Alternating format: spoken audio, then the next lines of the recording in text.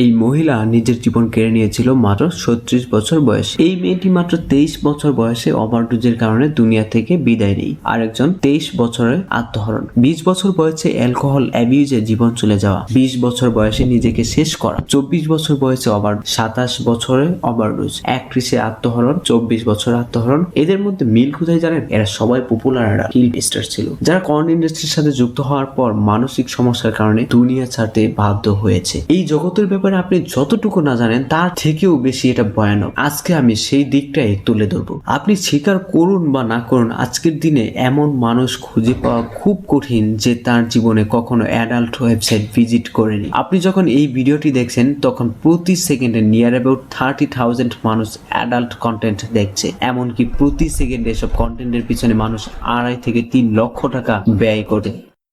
ক্ষণিকের জন্য নিজেকে প্লেজার দিতে আপনি যদি ফ্রি কন্টেন্ট পাওয়া যায় এমন সাইটেও গিয়ে থাকেন, তাহলে জেনে রাখুন সেটা ফ্রি নয়, বরং আপনার জন্য একটা টোপ। যদি আপনি মনে করেন আজকের ইয়াং জেনারেশন কেবলমাত্র কিছু নেশাদ্রব্য দ্বারা অ্যাডিক্টেড, যেটা সচরাচর আমরা লোকমুখে শুনি বা আপনার এলাকায় দেখেন, তামাক বা ট্যাবলেট জাতীয় কিছুর প্রতি আসক্ত হয়ে পড়তে, সেটাই কেবল আমাদের যুবক যুবতীদের মধ্যে একমাত্র নেশা নয়।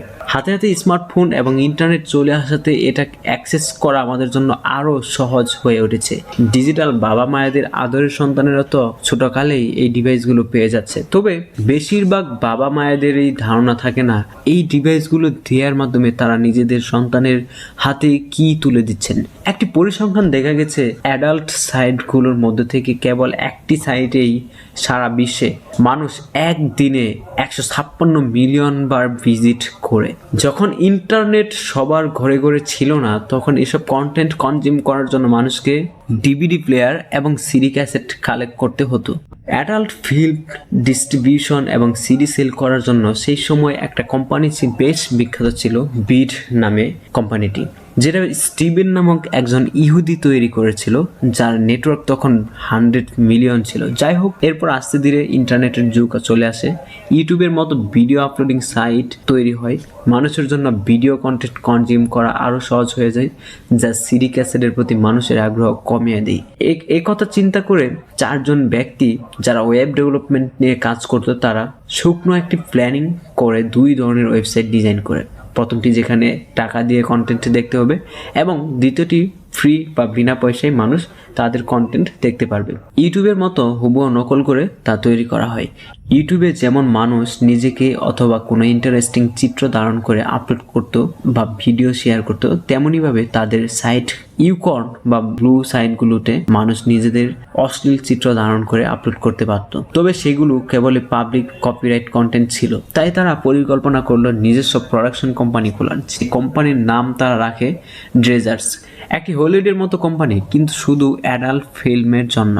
কোম্পানিগুলো প্রিমিয়াম ভিডিও থেকে ক্লিপ কাট করে সেগুলো টিউব সাইটে ছাড়তে থাকে। তাতে করে টিউব সাইটগুলো বেশ পপুলার হয়ে যায়। সন 2007 পর্যন্ত টিউব সাইটগুলো পুরো ইন্টারনেট দুনিয়ায় রাজ করছিল। তারপর ওই 5 জনের মধ্যে থেকে একজন $3000 ব্যয় করে একটি ডোমেইন কিনে এবং অ্যাড্রেস তৈরি করে কর্নহাব নামে, যেখানে আজ প্রতিদিন কত পরিমাণে মানুষ ভিজিট করে সেটা তো আমি বললামই। খুব দ্রুতই মানুষের কাছে এই সাইটগুলো গ্রো করছিল। এতে এত সাকসেস দেখার পর যেন কোনো লিগ্যাল ইস্যুর মুখোমুখি না হতে হয়, তাই এই 4 জন মিলে একটা প্যারেন্ট কোম্পানি খুলে ম্যানউইন নামে, এবং তাদের সব কয়টি ওয়েবসাইট ম্যানউইন এর আন্ডারে নিয়ে আসে। কিন্তু তবুও বেশ কিছু জটিলতার কারণে তাদেরকে এই ওয়েবসাইটগুলো বিক্রি করতে হয়, যেগুলো তাদের কাছ থেকে কেভিয়ান থেলম্যান নামে এক ব্যক্তি কিনে নেয়।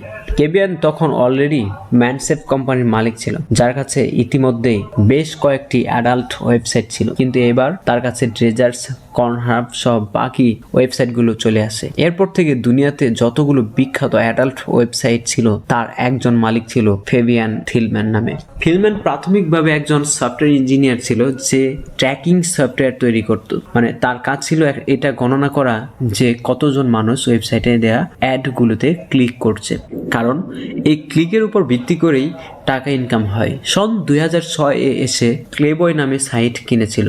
বাই দ্য ওয়ে, তার সাথে বড় বড় কোম্পানি লাইক WWE পর্যন্ত কলাপ করে কাজ করেছে। 2010-এ কর্নহাবের মতো সাইটগুলো তার কাছে চলে আসে। এসব বিষয়ে আগে থেকে এক্সপার্ট হওয়ার কারণে তার হাতে এই সাইটগুলো আরো বেশি গ্রো করতে থাকে। সে ভালো করে জানতো তার ওয়েবসাইটকে কিভাবে সার্চ লিস্টের সবার প্রথমে আনতে হবে। তবে এই কাজে তার বেশ কিছু আর্থিক সাহায্যের প্রয়োজন ছিল। প্রায় $350 মিলিয়ন ফান্ডিং তুলতে সক্ষম হয় ইনভেস্টরদের কাছ থেকে, যার মধ্যে জিপি মর্গান কোম্পানিও ছিল। ফ্যাবিয়ান তারপর ম্যানুইন এবং ম্যানসেফকে একত্র করে মার্চ করে মাইন্ড গিক নামে কোম্পানি তৈরি করে। এরপর থেকে যতগুলো প্রোডাকশন কোম্পানি বা ওয়েবসাইট ছিল তা সব এই একটা কোম্পানির আন্ডারে হয়ে যায়। তবে লিগেল ইস্যু এড়াতে এরা শুধুমাত্র টেকনিক্যাল কোম্পানি বলে নিজেদেরকে পরিচয় দেয় এবং এই মুহূর্তে এদের কাছে এত পরিমাণে অ্যাডাল্ট কন্টেন্ট আছে যা পরবর্তী 170 বছর পর্যন্ত মানুষ দেখেও শেষ করতে পারবে না। এদের কাছে এত দ্রুত এত কন্টেন্ট কিভাবে আসলো? তাদের এই ভয়ানক বিজনেসে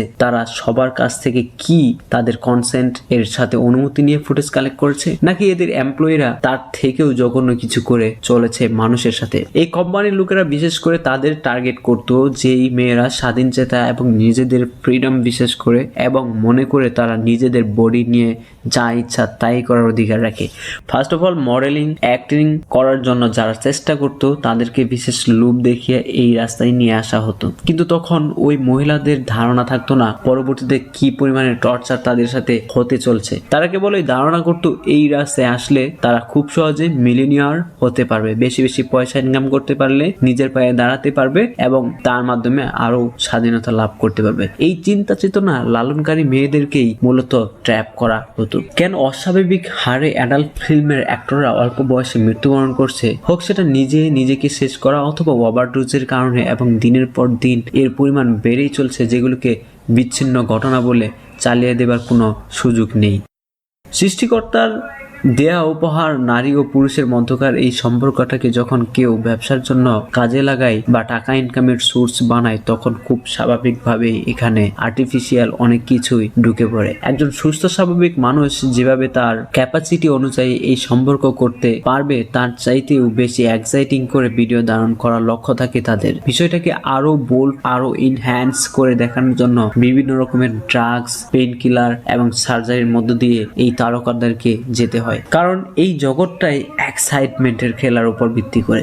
যে যত এক্সাইটিং ভিডিও দিতে পারবে, যে মানুষকে যত বেশি আকর্ষণ করতে পারবে, সে এই মার্কেটের রেলেভেন্ট থেকে এখানে টিকে থাকতে পারবে। পুরুষদের ক্ষেত্রে দেখা গেছে লম্বা সময় ইরেকশন ধরে রাখার জন্য মেডিসিন দেওয়া হয়, সেটা সহ্য করার জন্য মহিলাদেরকে অ্যালকোহল দিয়ে নেশা অথবা পেইন কিলার দেওয়া হয়। এছাড়া পুরুষ এবং মহিলাদের প্রাইভেট পার্টকে আরো আকর্ষণীয় করে তুলতে সার্জারি তো রয়েছেই। সেক্ষেত্রে দিনের পর দিন যখন শুটিং করার জন্য এই প্রক্রিয়ার মধ্যে দিয়ে যেতে হচ্ছে, এটা একটা মানুষের স্বাভাবিক প্রক্রিয়া বা সৃষ্টিকর্তার নিয়মকে ব্রেক করছে, লঙ্ঘন করছে, যার ফলে তারা নিজেদেরকে প্রচন্ড পরিমাণে ক্ষতিগ্রস্ত করে ফেলে। তাদের শরীরে তাদের শারীরিক অবনতি ঘটতে থাকে, ডিপ্রেশনে পড়ে যায়, তাদেরকে যে ড্রাগ দেওয়া হতো সেগুলোর প্রতি তারা অ্যাডিক্টেড হয়ে যায়। পাশাপাশি সোসাইটিতে এক্সপোর্টেন্স না পাওয়ার মানসিক চাপ তো রয়েছে। কোথাও বের হলে তাদেরকে অবজেক্টিফাই করা হয়, পণ্য হিসেবে দেখা হয়। ভিডিওতে তাদেরকে যেভাবে প্রেজেন্ট করা হয়েছে, বাস্তব জীবনেও মানুষ তাদেরকে সেভাবে দেখতে শুরু করে। ফ্রিডমের নামে একজন ফিমেল